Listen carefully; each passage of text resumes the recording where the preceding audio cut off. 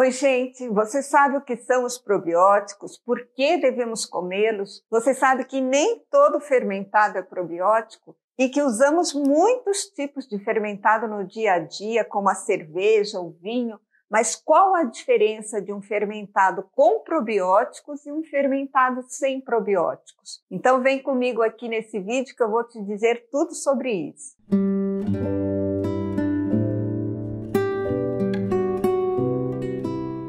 Meu nome é Paula Guimarães, sou formada especializada em terapias orientais lá em Mishima, no Japão, no Okido International Institute, o Dojo, que era a escola do Masahiro Oki. E neste canal eu trago para você conteúdos de saúde e terapias orientais. Muitos de vocês já sabem que fui estudar no Japão com 22 anos. Faz tempo, gente.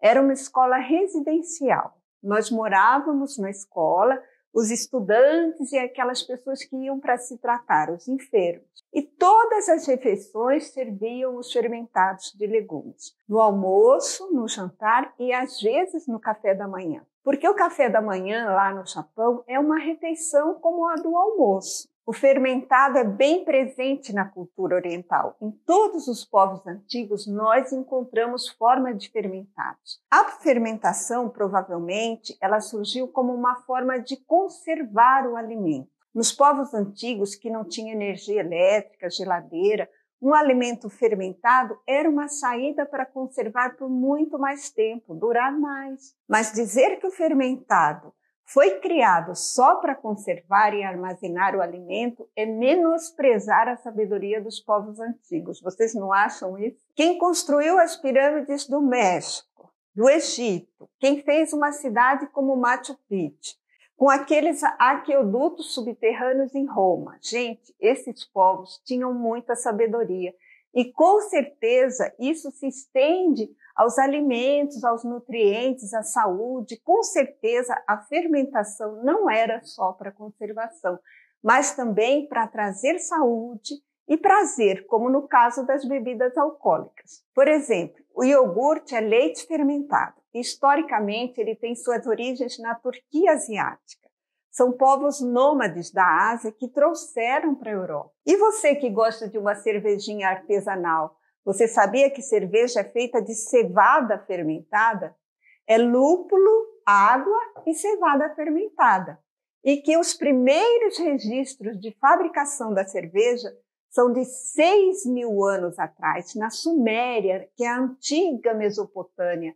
Hoje é onde é o Iraque e o Kuwait. E você que gosta de um vinhozinho não vai ficar de fora, não é? Tem registros de 7.000 anos no Oriente Médio, na Síria, no Líbano e na Jordânia. O vinho é a fermentação das uvas, mas também temos vinhos de outras frutas fermentadas, como a ameixa, lá no Japão, a cereja, a maçã, na Espanha, e a kombucha, que é feita da Camellia sinensis, que é um fermentado do chá verde, do banchá, e pode ser adicionado suco de outras frutas. Acredita-se que a kombucha é originária da China.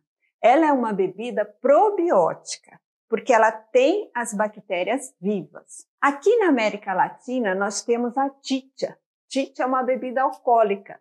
É fermentada do milho, bem comum ali na região dos Andes, eram usadas nos rituais incas, né? E também na Bolívia, ali, e a tequila também do México. A tequila é uma bebida alcoólica feita a partir da seiva fermentada do agave, que é uma planta bem comum, é um cacto que tem lá no México, que também faz açúcar. Aqui no Brasil a gente tem a cachaça, que é uma bebida alcoólica destilada, mas ela é feita a partir do suco fermentado do melaço, que é um subproduto da cana-de-açúcar. Gente, vou parar por aqui porque já estou borracha de tanto falar de bebida alcoólica, não é? E bebida fermentada. São inúmeras opções que a gente tem, mas é preciso ficar bem claro o que são os probióticos. O processo de fermentação do alimento gera bactérias, que são micro-organismos, tá? Que são saudáveis para o nosso corpo.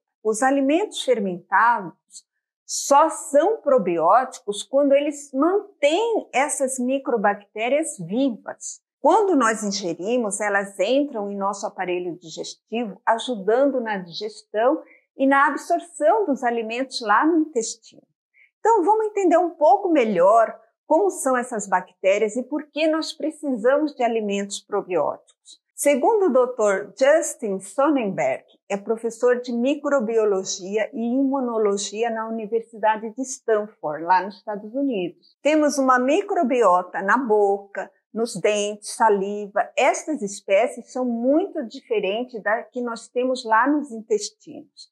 Nós temos uma comunidade de bactérias no estômago, que são menos densas, mas menos estudadas também, porque tem muita acidez ali no estômago.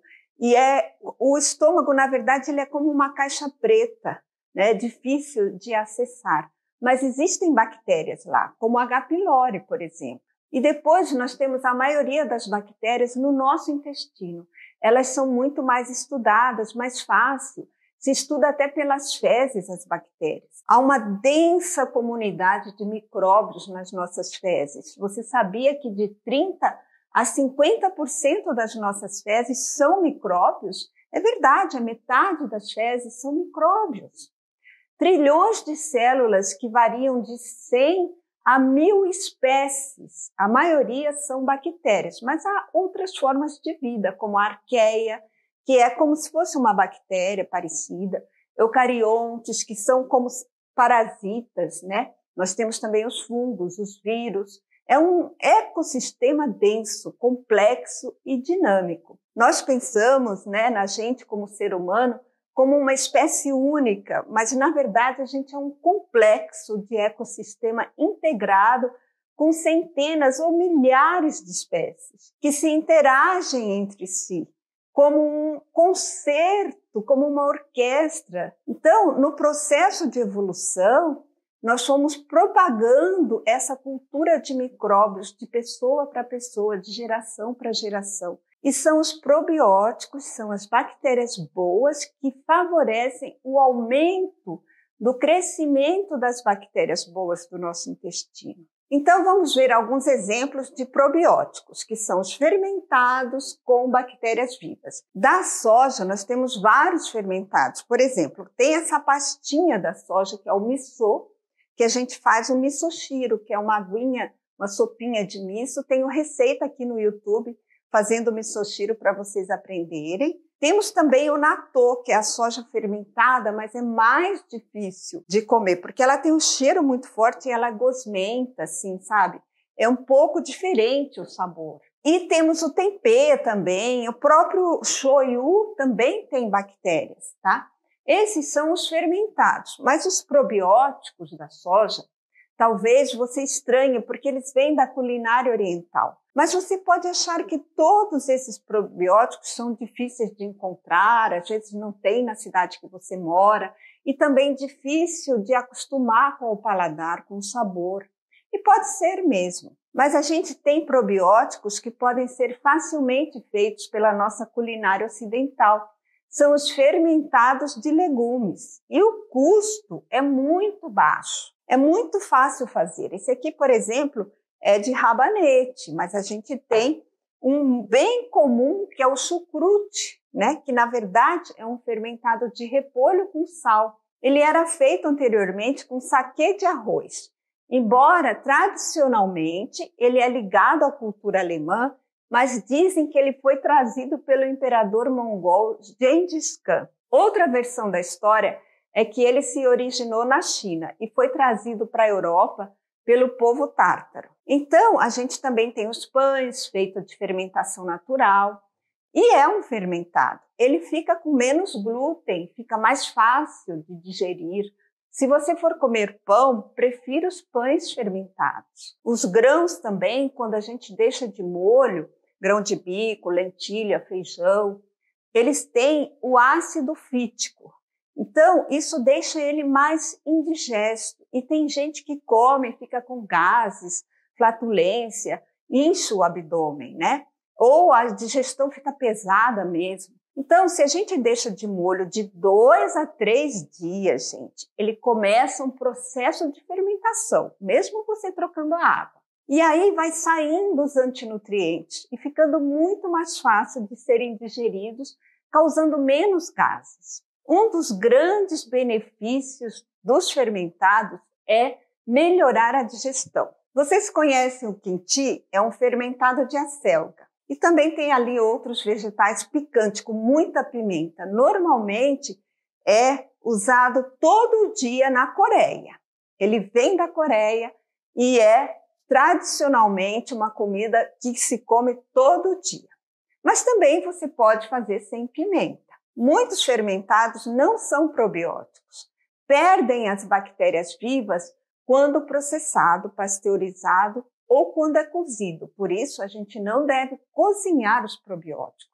Alta temperatura mata as bactérias. Os picles que você encontra nos mercados são fermentados, mas não são probióticos, porque se adiciona vinagre e as bactérias morrem com o vinagre. Então, se você vai no mercado e compra picles, eles não são probióticos. Aqui no Brasil, nós encontramos fermentados probióticos para vender em lugares muito especializados e são caríssimos.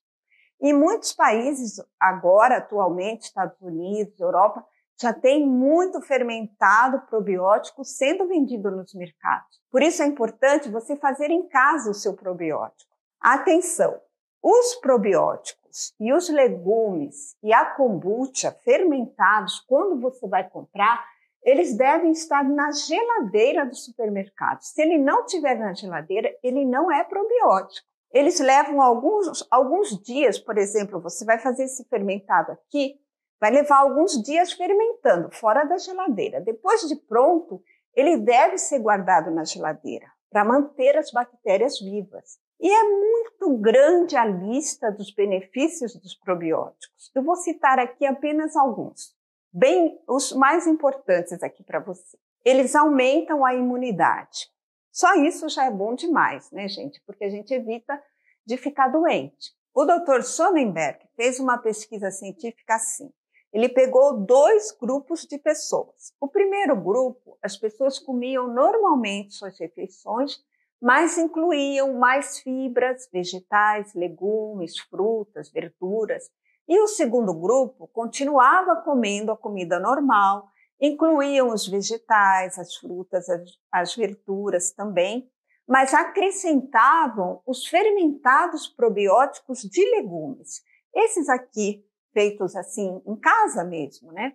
E o segundo grupo, que acrescentou os probióticos, tiveram um aumento muito grande na variedade de bactérias no seu intestino e também nos indicadores de imunidade. Faz o exame de sangue e vê lá os indicadores de imunidade. Então, tinham muito mais combate às inflamações e às dores também. E tem mais coisas boas. Eles combatem as bactérias ruins, equilibram o funcionamento intestinal. Então, solta o intestino preso e prende o intestino que é muito solto, com diarreias frequentes. Tem pesquisas recentes também indicando que eles diminuem a glicose no sangue, mas ainda isso está em estudo. Se você é hipertenso, você pode comer os probióticos de legumes fermentados, que eles são feitos com uma salmoura, então tem água e sal aqui. Mas não abuse, né? E também não coma uma quantidade muito grande e não tome a água que fica no fermentado. Como uma pequena quantidade em cada refeição já é suficiente para ter os benefícios. Mas fique tranquilo, tranquila, que eu vou te ensinar a fazer os probióticos fermentados aqui no próximo vídeo e você vai ver como é simples de fazer. Vocês sabem, eu não gosto de fazer nada muito complicado, muito demorado na cozinha. A gente tem pouco tempo, não é? Então, eles são muito fáceis de fazer e muito baratos. Isso vai aumentar muito a sua imunidade, vai te trazer saúde. Você faz com suas próprias mãos. Que bom, não é? Se você gostou desse vídeo, desse conhecimento, deixa seu like aqui, se inscreva no meu canal e vamos nos divertir juntos aprendendo coisas novas. Obrigada pela sua atenção e te vejo no próximo vídeo, onde nós vamos fazer fermentados probióticos.